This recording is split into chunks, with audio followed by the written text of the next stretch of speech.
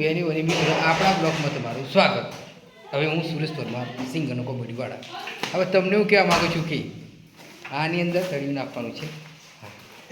તો પ્રોસેસ ચાલુ જ છે, એનો માલ બાલ બળી ગયો છે. હવે આ તૈયારી કરી રહ્યા છે, આ બધું ચાલુ જ છે.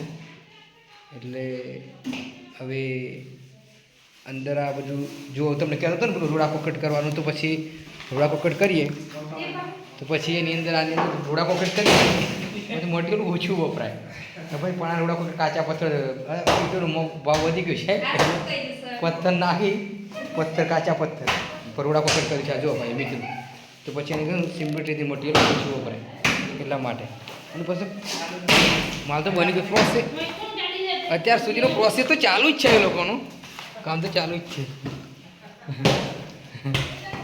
હવે હા બની ગયો છે માલ, તો જો આ માલ બની ગયો જુઓ. હા ચાલુ જ છે. હવે તળું ન ખાઈ જાય એટલે પછી તો શાંતિ પડે. તળી તો અધૂરું તો મુકાય જ નહીં, જો સમજી લો ને, પૂરું જ કરવું પડે લીધું એટલે પછી. અને અત્યારે પ્રોસેસ તો ચાલુ જ છે કામનું. કામ યાર લગભગ 7, 8, 10 વર્ષ થઈ ગયા કામ કરે યાર, કોઈ રિઝલ્ટ જ નથી. મજૂરી કર જ કરી યાર.